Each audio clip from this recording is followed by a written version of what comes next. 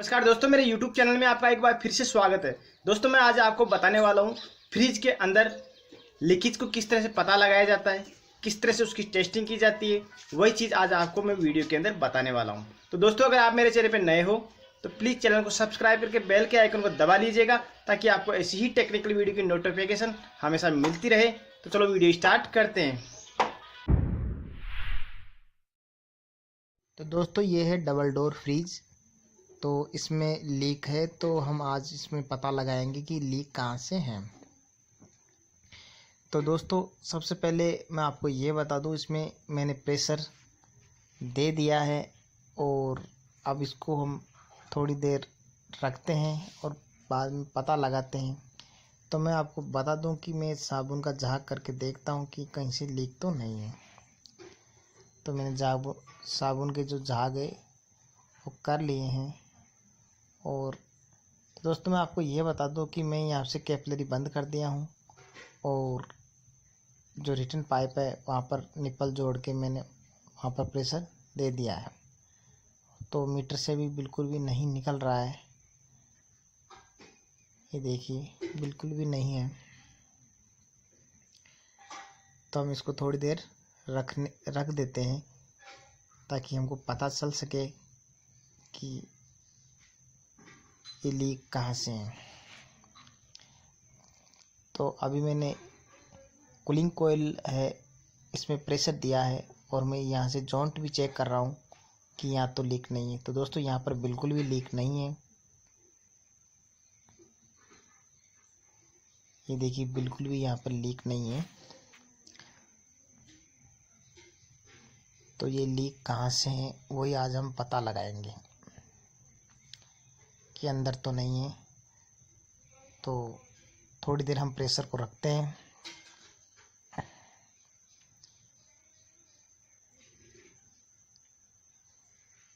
और यहाँ पर साबुन के झाग बिल्कुल भी नहीं बुलबुले दे रहे। तो दोस्तों देखिए इसका प्रेशर उतना ही है जितना मैंने इसमें पहले प्रेशर दिया था। तो अब मैं इसको खोल लेता हूँ, यानी किसी जो कूलिंग कोयल है उसमें लीक नहीं है। तो अब हम किसको चेक करेंगे, हम अब कंडेंसर को चेक करेंगे कि कंडेंसर को में तो लीक नहीं है। तो मैं इसकी जो इसमें कंप्रेसर में कंडेंसर जुड़ा हुआ है तो मैं कंप्रेसर में ही प्रेशर भर दूंगा ताकि हमको पता चल सके कि ये कहाँ से लीक है। तो अब मैं इसमें कंडेंसर में प्रेशर देने वाला हूँ।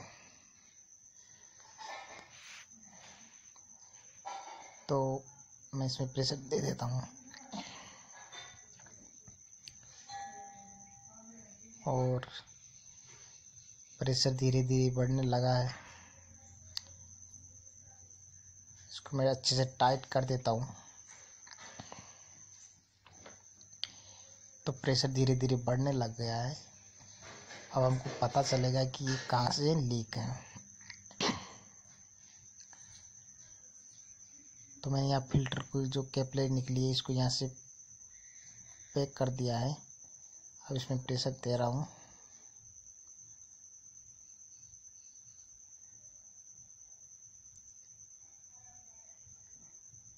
तो प्रेशर धीरे धीरे ऊपर की ओर जा रहा है सुई।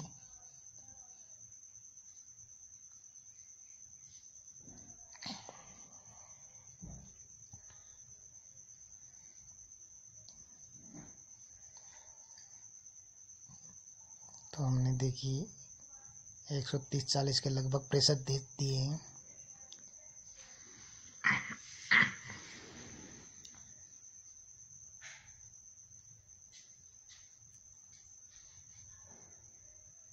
तो अब इसको हम प्रेशर को बंद कर लेते हैं। अब देखते हैं कि ये डाउन होता है कि नहीं होता है। और हम जो वेल्डिंग की है वहाँ पर झाग से देखेंगे। तो देखिए दोस्तों यहाँ से लीक हो रहा है। ये जो ये पाइप जोड़ी हुई है यहाँ से लीक कर रहा है, यानी कि यहाँ से बिल्कुल भी लीक नहीं है। देखिए ये प्रेशर नीचे की तरफ आ चुका है। तो यानी कि यहाँ से ये लीक है। तो दोस्तों अब मैं आपको ये बता दूँ कि मैं यहाँ से दूसरी पाइप जोड़ने वाला हूँ और इसको लीक है उसको बाहर निकालने वाला हूँ। तो हमको पता चल चुका है कि यहाँ पर लीक है। तो दोस्तों इस तरह से लीक टेस्टिंग किया जाता है। और मैंने यहाँ पर पाइप जोड़ दिए और मैंने यहाँ पर प्रेशर दे दिया है, ये देखिए। और अब इस प्रेशर को हम थोड़ी देर रखेंगे कि अब तो लीक नहीं है और लीक भी हो सकती है।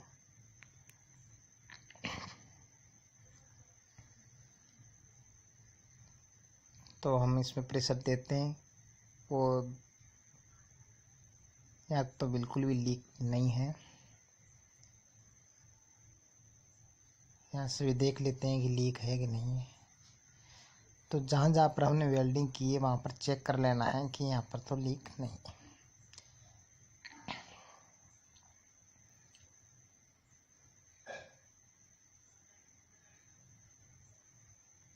तो यहाँ पर बिल्कुल भी लीक नहीं है। और अब देखते हैं कि ये प्रेशर डाउन होता है कि नहीं होता है।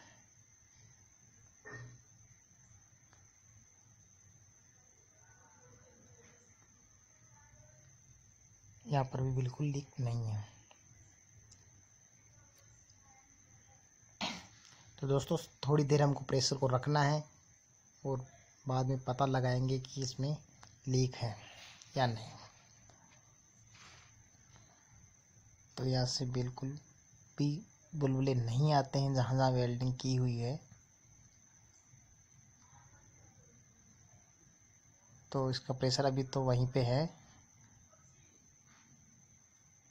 दोस्तों अगर हमको देख लेना है कि घंटा 1 या 2 घंटे होने पर हमको पता चल जाएगा कि ये लीक है या नहीं।